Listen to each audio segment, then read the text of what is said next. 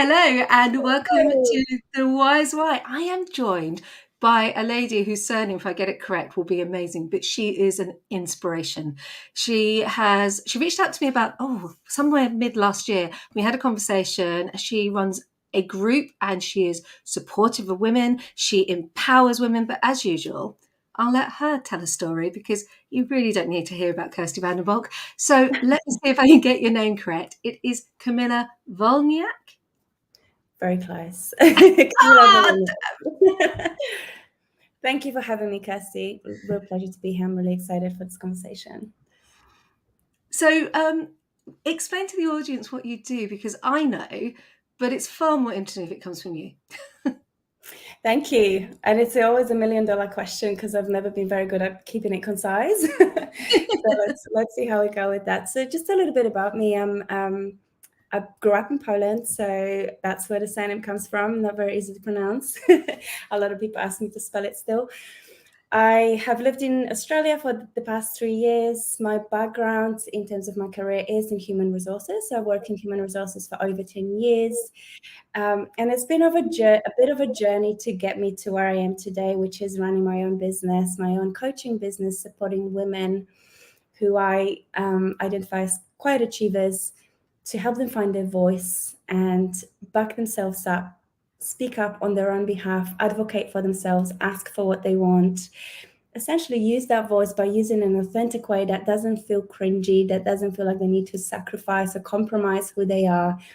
And as a result, they're able to go after the opportunities that they want and deserve, and also thrive in their career and finally feel fulfilled, feel like they're using their gifts and are on track to the goals that they set for themselves, but potentially never meet because they hold themselves back by not speaking up. I love it. And the reason I love it, and you know why I love it because I worked in a male dominated environment. And I remember walking in and thinking, I've got to put my armor on. And I think, and I say this with respect to all my colleagues who I loved very, very much, but I did have to put my armor on. I did have to fight my corner. It was nothing about them. And I knew I had to learn not to be screechy. I had to learn to be as strong and as rooted as they were. And it was the best time of my life working with Colin and John and Chris Parry and everyone else at Hanwell. So I've actually mentioned it. I loved it, but it was difficult as a woman. And I love that you empower women to do this and find their voice. Can you explain a little bit more about how you do that? How I do that. So I tend to work with my clients one-on-one. I am in the process of creating a group coaching program and an online course, which there will be more to come on that. But right now I'm working one-on-one because I think the work that I do is quite deep work. So whilst they might come to me with challenges, on the surface, coming to me with wanting to have more confidence to speak up or be more confident in their career or achieve their goals or ask for promotion, it could be a quite a superficial thing that they come to me with, but the work that we do is actually very transformational work. So we go quite deep, not only in terms of, very deeply connecting with the vision and the purpose and what it is that they want to create in their lifetime and within their career, because our career is just part of our life, right? So we want to look at the bigger picture. But the challenges that really prevent us from doing that are very much internal. And there's just so many layers to go through to get to the point where we do feel comfortable being ourselves, asking stupid questions, putting ideas forward that might be shut down, for example, or asking for something and being rejected. So getting comfortable with that takes a lot of work in terms of self-acceptance, ditching perfectionism, being okay with making mistakes and not making that mean something about us. So that is what I do. So I have a framework that I work with my clients through, and I call it a flame. My business name is New Flame Coaching, and the framework is about focusing first and foremost on what's important, what matters the most, getting really clear on your values, then letting go of some of the things that aren't serving us, those societal expectations, those external factors, that the pressures, the internal things as well that we're holding on to that we think are helping us, but they might not be, like perfectionism is one example. And then it's about acceptance, just getting really deep with accepting who you are, the gifts that you have, realizing your potential, realizing your uniqueness, all the great things you have to offer. And then the next step is about moving forward. So how do you then take that knowledge, that self-acceptance, everything that you've built for yourself, and start taking action so that you can start taking responsibility and taking ownership for your career and for your success? Because very often we can sit in that victim mindset and just give up and maybe label ourselves as introverted or not confident, or maybe this isn't for me, maybe I'm not meant to be the next CEO or whatever it is that they aspire to be, and we give up. So it's really about taking action, being intentional, and really imperfect action is the key thing here. I So love really it. embracing that, and then finally empowering themselves to be able to go on and do that for themselves. So I not only help them through it, but I also teach them coaching techniques that they can apply to themselves and for themselves going forward, so they no longer need me. And that's my goal. I absolutely love it. And the reason I love it is I've got a 6-year-old and I watch my 6-year-old.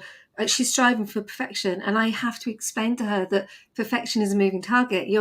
And I'm working on her now, but when I was growing up, the expectations and the way the media portray women and the way that we are supposed to be the perfect mom and the perfect person in the office, and perfection, that word comes in everywhere. And I broke up with perfection about 2 years ago. I love Um, and I did. I had this whole conversation with it and told it to go, treated it a bit like an ex-boyfriend and dumped it. it. I love it. I might adopt that. That's brilliant. I think, yes. And one of the things as well that I have learned through my own journey and my own relationship with perfectionism, which I would say probably I'm still holding on to it a little bit, maybe give it a call here and there, the ex-boyfriend. But I am realizing that it is more of a protection mechanism than anything else. It's not really serving me. If I want to be perfect, there is no such thing. First of all, it's very subjective. And it really is just about protecting ourselves, because we think that whatever it is that we're doing or putting out there is not good enough. So we just keep working on it until it's perfect, but it never is, and then never actually sees light of day. So that's something I really learned, that if you want to grow, if you want to learn, if you want to actually be seen and be recognized for what you have to offer, you've got to be okay with making those mistakes and getting things wrong sometimes. So important. And watching my daughter, it was like she said to me something really wise this week, and I do mean really wise, because I said to her, we were talking about swimming, and she's actually a very, very good swimmer. She's amazing, and she's swimming with 8, 9-year-olds, and she's only 6, so you can imagine she's good. She's a fish in water. And I was saying, if you wanted to, you could take this seriously, and you could train to go to the Olympics. And we were explaining that she would have to learn to accept failure, because she wouldn't always win. And her words were, well, that's okay, because I'll be an adult by then, so I'll be able to accept failure. And it was Oh, just this that's beautiful. I love was it. like, Wow. yeah, she comes up with some real great wisdom. But of course, somewhere along the line, the wisdom that we have, that innocence that we have in childhood, it's like she had been upset the other day, and I was like, I hate it when you're upset. I get really upset. And she went, no, let's focus on the happiness. The sadness has gone. And you'd sit there going, where does this wisdom that we have as Mm. children, where does it get replaced with that internal dialogue that is so limited? I don't know Mm. if you've got thoughts on that. Yes, I do. I think everyone is affected by it, but I think women in particular, which is also why I tend to focus on working with women, because we grow up with a set of stories that we tend to hear a lot. And, as you said, when we're younger, when we're children, we have this curiosity, and this hunger for life. We're fearless. We do things. We're not worried about people judging us or telling us off or looking at us a certain way. And over time, when we start hearing those stories like, be seen but not heard, don't be too loud, don't be too obnoxious, or calm down, don't be so emotional, get over it, all those stories and all those expectations. There's obviously things like the societal roles that we play, and the the role that women play still, even though we have gone such a long way and we're out there going after amazing careers, running businesses, those expectations haven't gone away in terms of being the carer, the nurturer, being at home and giving, being the perfect woman, perfect mom, perfect girlfriend, doing amazingly at work, being super fit, looking great, having an Instagram account that's getting a great following. We expected to do it all, and I think over time we take those layers and layers and layers, the stories we hear, we start making them mean something about us. We add our own stories, our own flavors, and over time we build this armor around us, and we feel like it's no longer safe to be ourselves and to be free and to express ourselves, our creativity, our gifts, the things that maybe we're curious about, that we'd like to try, but we might have been told as a child that's silly, you're not going to make money from it, you need a real job. Oh my goodness, that's a trigger for me. You need a real job. Do you know how many times, because I trained to be an actor, so do you know how many times when I wasn't working as an actor, I got asked by family members, they didn't mean it, have you got a proper job yet? and, and I'd be like, I went to drama school. I have a degree in, wow, have you got a proper job yet? And I did lots of jobs when I wasn't acting. But that is still a trigger. It's really interesting because I didn't think about that. As soon as you said it, it was like, oh my goodness. And yet I'd worked on perfumery counters, I'd sold computers, I'd been a trainer, but I hadn't got a proper job because I wasn't working. Wow. That's really interesting how what you were saying about the layers, because not many things actually get me still, but that one did. Because being an old bag, and that's something also being an old bag, you tend to, when you hit the menopause, you just go, yeah, I'm going to throw all that away, because you can embrace the crone and you can be grumpy, and it is very, very freeing. I'd like to know how you got from Poland to Sydney. Oh, it's a long-winded way. I followed my heart is the short answer. My partner grew up here. We lived in London actually, so in the UK for some time together. So I do call UK my second home. First is Poland, Australia's third.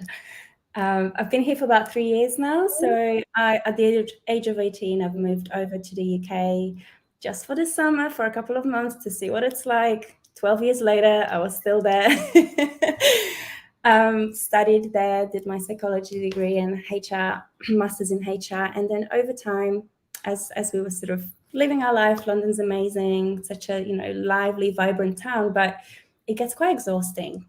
And I think I was getting to that point where I was just feeling tired of the crowds, of the commute, and we decided that we want to move somewhere else. And where's that place? And that was very exciting because the options were endless. We had so many things on the table, but in the end, Australia seemed like the best of both worlds. A place where he grew up, we've got that support network, but also where we can really grow our careers. There's lots of opportunity and potential here, and a lifestyle. Can't really get better than that. So And look at you. You are incredibly brave. I mean, not only do you inspire women, but you do it yourself, and you're brave because you're now running your own business. So that takes courage. And that's a journey on its own. Thank you.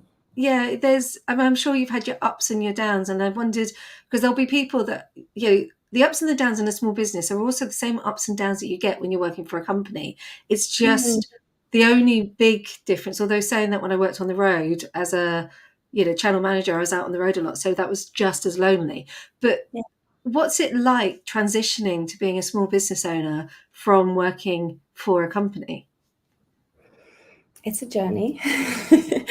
Certainly is a journey. I think it's a very emotional journey. That's one thing I've realized particularly over the past year, that running or particularly setting up a business in those early stages when everything is new, there's so much uncertainty, there's so many firsts. You're doing everything for the first time, you're probably not very good at it because you're learning, you're making a lot of mistakes. It's a very emotional journey where you have to face a lot of your own fears, a lot of your own insecurities, a lot of your own stories come up as you're working with clients as well, being a coach.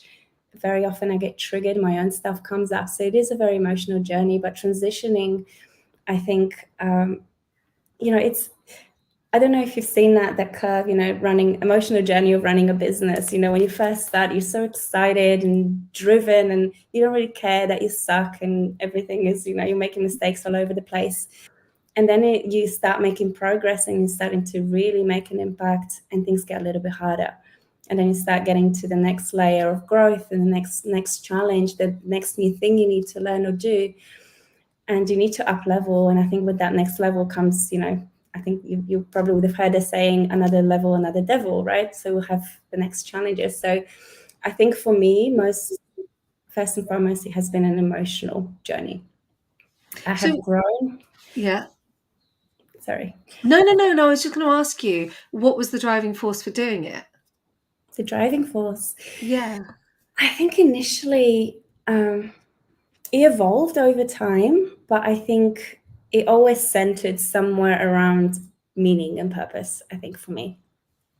Feeling like within the scope of my HR career, I just wasn't able to really make an impact that I wanted to make at the really deep transformational level. It felt very surface, even though I was working with people. HR obviously is human centric, but there's so many constraints still in terms of what I can do, how I can use my own gifts and then be creative, and then help people really make a change in their life and feel like you're really making an impact. And that was lacking for me. And I was, with COVID as well, I think it made us all stop and think a little bit more what it is that we want from life. And for me, that was that moment I remember very well when I sat down with my laptop on a balcony and I decided I need to do something else. I don't know what it's going to be, but it's just going to be different. I need to be able to really use, and then it popped in my head, coaching. It's something I've wanted to do for years, never really gave it a chance. And that's how it started. But then over time that evolved in terms of why I want to do what I wanted. And I think when the penny dropped for me was when I actually realized who it is that I want to help and who it is that I want to work with, because that's when I really connected deeply with my mission and what I'm doing and feeling like I can do this. I'm capable. And I have an obligation almost to go out and help those women because I was one of them. And I love that, because that's exactly why and who I help. The stuff I do, and it's really interesting because what I set up, and I niche down too much, but what I do now is I really help that holistic marketing, joined up communication. So it's like everything. It's your website, it's your socials, and just putting it all together. And when I see it happen, the tingles, the watching them say what they're supposed to, not what they're supposed to say, but talking from their heart on camera, but it's the same on their website and it's the same that's on their socials. I'm dancing, and I'm, as I said live. Yeah. This is my best year yet, and we're only in week 3 of week. I'm like, oh my I goodness. don't know what date it is. But it's when you hit that spot, isn't it? It's when you hit that alignment and you are walking in your shoes, doing what you are good at, and you know that you are empowering and helping other people. And that's the power of coaching. Absolutely. It's so incredibly powerful. And I have learned that through my own experience, of course, as well. And I think that's where it started, where I've started to, and I think that goes like that for anyone in business. It's a bit of a journey discovering what it is that you want to be focusing on, because there's so many different avenues you can take, and who is it that you want to be helping. And I think really connecting again at that emotional level. And I think there was a bit of a denial within myself to initially, or resistance working with those women, because I was triggered by it, because that was me a little while back. And I think there was a little bit of that emotional baggage that was still coming with it. But once I worked through my own stuff and I was able to see the impact of that, and I just feel like I have to share it. And as I go back to saying, brave, absolutely brave, because putting yourself in a situation where you know you can be triggered is it's incredibly brave, but knowing that the end result is that you're going to help people, I'm going to applaud you on that because it's just Thank you. beautiful. So, and just so people know, this is actually Camilla's first live, so I'm going to applaud you on that as well because it's just amazing. You Thank are you. shining here, and that's something that I feel is really important. So, um, we don't just launch business. We don't just go and choose a career. There must have been people helped you along the way or inspired you. Mm, definitely. I can't really pinpoint to one particular person. I'm actually just so incredibly grateful for the community I've built through my coaching school. I think that's probably where I have made connections that I believe are going to last a lifetime. People that are genuine, people that are mission driven, people that are there for very similar reasons, are very conscious people that want to make a difference in the world. And the levels of conversations we had and the support we offered one another has been amazing. You know, through those really tough moments when I was doubting myself and questioning what I was doing, whether I'm good enough to do this, that's when that support network is so important. Someone to bounce ideas from, just have someone to challenge your thinking, or just give you a, you know, just one little tip or action step that you can take. So it's those connections that I really valued through my journey. But of course, through networking, meeting people like yourself, you know, just getting exposed and being exposed to those beautiful people out there that are doing something for themselves and for the world, and being able to see that I'm not alone in this. The challenges I'm going through are not unique to me necessarily. There are other people that are going through it or have gone through it, and it's really important to leverage that and to be able to reach out for support and, you know, raise your hand and say that things are a little bit hard right now. I need some help. So important. I did that just before Christmas. I thought I was on my track and I was bouncing along and everything was great. And then the wobble came in that I could see that the pipeline was looking really healthy for 23. And that was really scary. And people don't Mm, necessarily realize that actually success is scary. You know, um, it's all right working for a company because there's other people that you can fall back on, but what if I get it mm, wrong? What if I get that one bad review? And then all those insecurities that are you've managed to keep it hidden and a lid on, they just pop up like a jack in a box, and it's not going to go back in. And I needed some people to absolutely help me and catch me. And I was very lucky that I have that community. So I totally resonated with everything you said there, which brings me on to a lovely moment of you talking about aha moments. There must have been a few. oh my gosh.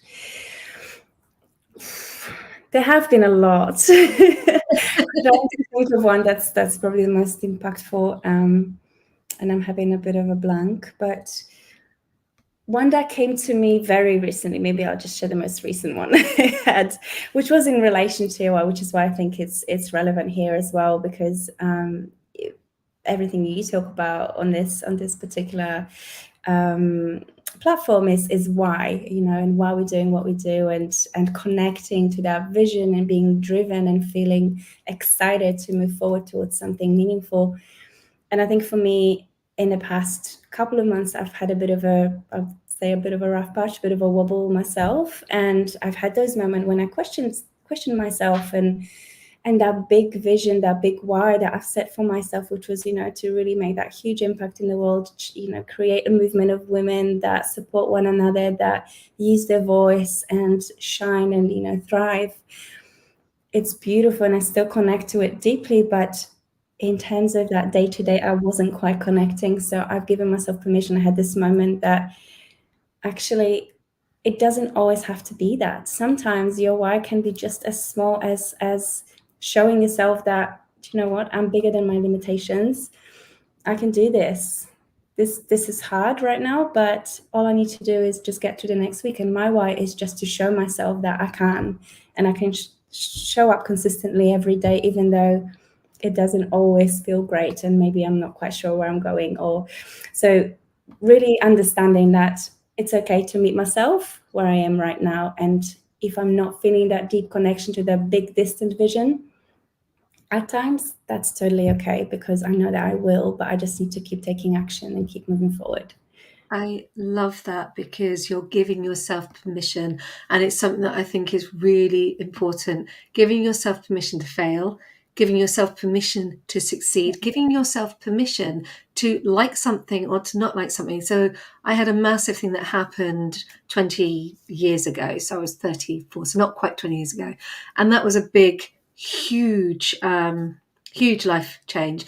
And that moment was when I came out of a relationship and I had to learn, because I've been in a relationship for so long, I had to learn who I was. I didn't even know if I liked chili or if I didn't like chili. I didn't know if I liked white wine or red wine. I didn't know even if I liked wine. And it was one of those moments where I had to give myself permission to try everything, to explore everything. And it sounds really, really bad, but it wasn't bad. It was just I got married very, very young. And so I got married at 22 the first time. So your brain isn't even formulated at that point. And at 34, I went, no, I need to shake my life up, and nothing to do with the man involved. He was a good guy, but I needed to shake my life up and change. And that exploration and giving myself permission to leave the relationship, that took a long time, really long time. So giving yourself permission, I think, is a really key thing. And I really, really say thank you for sharing it, because we spend our lives doing what everybody else says we should do. We forget what we want to do. So thank you. Thank you for sharing that. I'm wondering, so you've come from Poland, you've lived in London, you've now set up a new business. Has there been any moment in your life where it was a pivotal point where you just went, yes, absolutely. I mean, you came from Poland to the UK. What you're always evolving. So I'm just intrigued by the driving force of Kamilla, because you do drive through things, you do jump into things. It's really quite interesting. I always talk about Alice moments. I'm just wondering if you have anything like that. Gosh. Yeah, I know it's a hard one. It is a hard one. I think, I don't know why it just came to my mind, but I'm just going to go with it.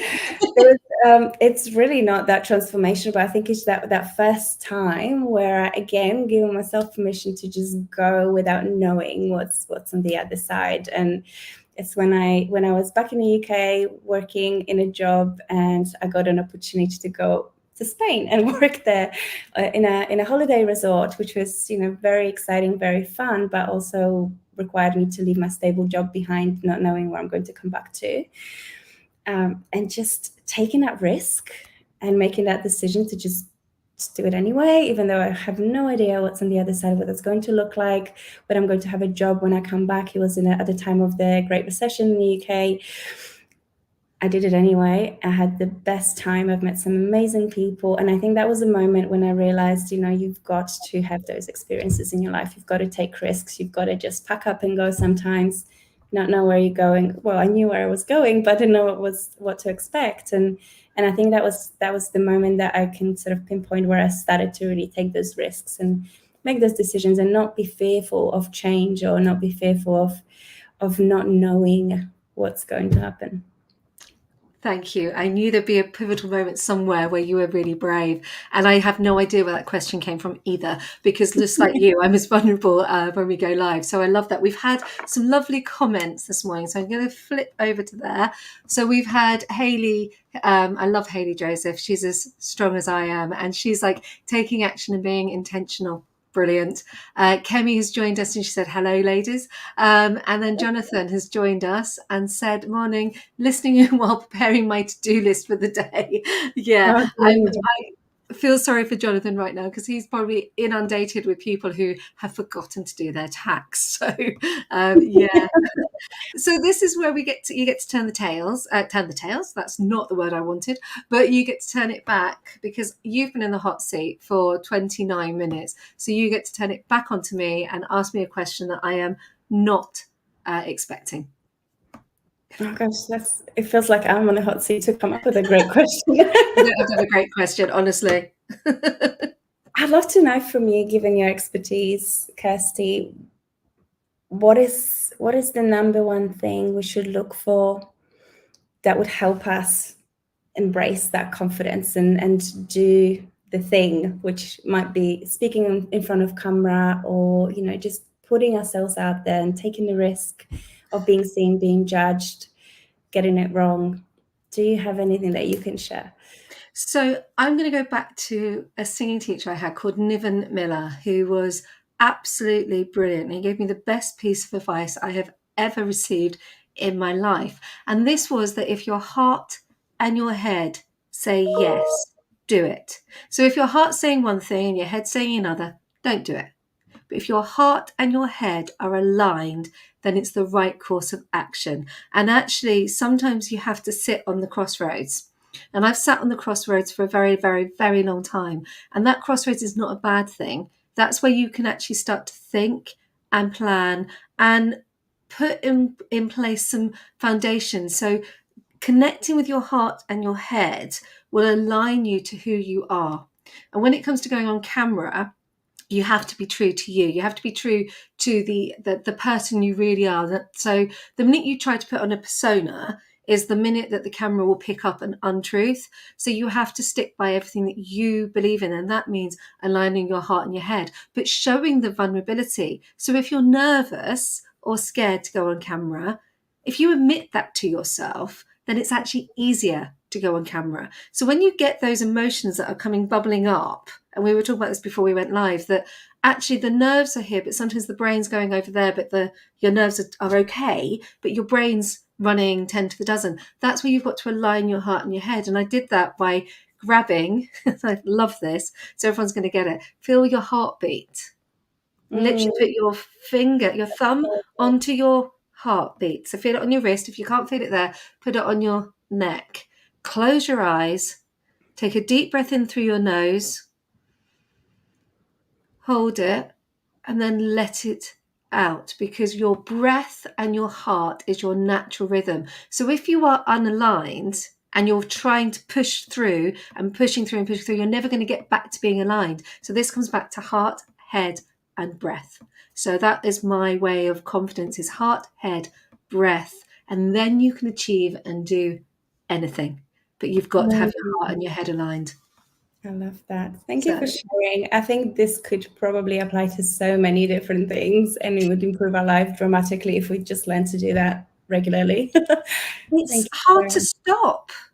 You get onto life's conveyor belt and you're chunking, chunking, chunking, and you're running and you aren't running. And everyone says, I want to get off the roller coaster, I want to step aside. But actually, until you take the time to stop and stand and breathe and align yourself with your heart and your head, you're always going to be juxtaposed and trying to fight. So it That's right. was Niven Miller, best advice. He said, listen to your heart, listen to your head.